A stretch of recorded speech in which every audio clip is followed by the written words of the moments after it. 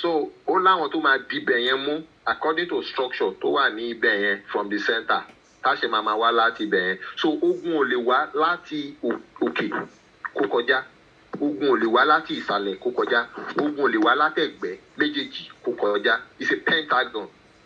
So our that is that place is, it will be pentagon secured. Now gbogbo àwọn ọmọ Yorùbá pátápátá, ìwọ tó jẹ́ ọmọ Ẹ̀gbá, province Ògùn Ẹ̀gbá ló wà, o ní láti kúrò ńbẹ̀. Ìwọ tó jẹ́ ọmọ Ìjẹ̀bú, provinces Ìjẹ̀bú ló wà.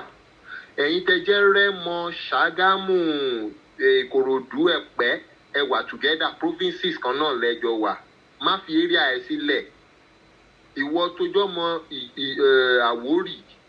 Àwórì province ló wà, ẹ defend the Àwórì, ilẹ̀ Àwórì. So ìwọ tó jẹ́ ọmọ Ìjẹ̀ṣà, ẹ defend the Ìjẹ̀ṣà. Gbogbo local government á pè tó wà lábẹ́ Ìjẹ̀ṣà yẹn, ẹ dira yín mú, ẹ defend gbogbo area yín. Ẹ̀yin tẹ́jọ́ ọmọ Ifẹ̀, gbogbo agbègbè Ifẹ̀ yẹn tá pè local government yẹn, ẹ defend ara yín. Ẹ̀yin tẹ́jọ́ ọmọ Ọ̀ṣun, ẹ defend ara yín. Ẹ̀yin tó Oǹdó Ìkálẹ̀, gbogbo nativity ilẹ̀ Yorùbá pátá, ẹ̀yin ọmọ wa tó wà níbẹ̀, ibẹ̀ yẹn lẹ ti máa ṣiṣẹ́. Ò ní láti sọ pé láti Ẹ̀gbá ẹ̀ ń kóra yín, ẹ̀ ń lọ sí Ìlọrin, ẹ fẹ́ lọ defend Ìlọrin. Àwọn ọmọ Ìlọrin máa defend Ìlọrin. Gbogbo àwọn province tá pè wọ́n á defend ibẹ̀. Now you start street by street. Street tó ń gbé, ẹ kóra yín, gbogbo yín ẹ bọ́ síta. Ẹ wòra yín síra yín. Táwọn kan bá pọ̀jù ní street kan, táwọn kan kéré ní street kan, àwọn tẹ́ pọ̀jù ẹ ṣọ́ọ̀bù ara yín, àti the other street. Now ẹ máa tún múra yín díẹ̀díẹ̀, maybe mẹ́ta méjì jáde sí like a coordinator. Àwọn ẹ ló máa come together, ló máa roam around, ló máa survey, ló máa survey, ló máa wo ibi tí àtàkì bá ń wà, náà lè tètè inform àwọn backup kan wá ràn bẹ́ẹ̀ lọ́wọ́. Then kò ní ṣe gbogbo ilẹ̀ máa fi lélẹ̀ wá ràn bẹ́ẹ̀ lọ, àwọn kwásì tún dìlé mú kẹ́ wá ràn wọ́n lọ́wọ́ fi lé wọn. Then you can now defend your area, street by street, area by area. That's how you defend your local government by local government, till you defend your whole land, entire land. So you don't need to move and start moving to any other place. You stay where you are. Àwọn díẹ̀ lè máa mú síta tó máa roam around, tó máa survey. Then I now finally say something.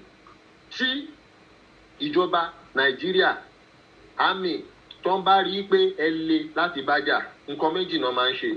Number one, wọ́n lè fẹ́ dá sí rough alágídí, pé kán fẹ́ cut wàhálà, kan shoot, kan fẹ́ sá. Tó bá rí pé àwọn ò lè ṣe níbi sá lọ, wípé àwọn náà ní farare lọ, àbí nǹkan máa ṣẹlẹ̀ sí wọn, wọ́n á padà, wọ́n á lo second tactics. Second tactics yẹn, wọ́n á pe ọmọ Yorùbá, wọ́n ti mọ̀ pé Yorùbá ni ọmọ Yorùbá tó jẹ́ ọ̀gá mi. Wọ́n á pè wá kó wá máa bá yín sọ̀rọ̀, kó máa sọ̀rọ̀ ìtùnú wípé ẹ jọ̀ọ́, a nílùú mi, ìlú wa ní kinní, ẹ calm down. Àwọn ọmọ tó ń dá wàhálà lẹ́yìn, à ń lé wọn, à ń ṣe kinní kan. Ẹ má dá wọn lóhùn, ẹ má dúró síwájú wọn gbọ́rọ̀. Tẹ́ bá ní gate, tó bá ti ń bọ̀ ẹ ti gate yín, ẹ já kúrò dànù. Reason is because wọ́n ti mọ̀ yín o. Ẹ̀yin tó wọ́n bá tó fẹ́ máa bá yín sọ̀rọ̀ ìtùnú yẹn, tẹ́ bá ti fún ọ látẹ̀ńṣọ̀n, tẹ́ dúró síwájú wọn, tẹ́ ń gbọ́rọ̀ tó ń sọ bí pé wá ń campaign, bí pé èèyàn gidi ni wọ́n. Ṣe rí àwọn tó máa ń kó gbogbo yín òjijì náà máa dé. Wọ́n á lò ó kàn máa fi ilẹ̀ àkúrò ní wọ́n á rẹ̀ kó yín. Ó ti ṣiṣẹ́. Ẹ̀ṣẹ̀ rí bẹ́ẹ̀, ẹ má dá lóhùn. Tẹ́ ẹ bá lè ṣe ní jàǹbá, ẹ lè dànù. Tẹ́ ẹ bá dẹ̀ lè dànù, ẹ kúrò níwájú, ẹ sá kúrò ní, ẹ jẹ́ kó look stupid. Ẹ má dá lóhùn. Tó bá jẹ́ iwájú ilé yín ló wá tó fẹ́ máa bá yín sọ̀rọ̀, ẹ ti dẹ̀kun yín, ẹ ti gbogbo ẹ̀ pàtó gidigidi ẹ kúrò. Àtọ́ ológun kankan. So that is it.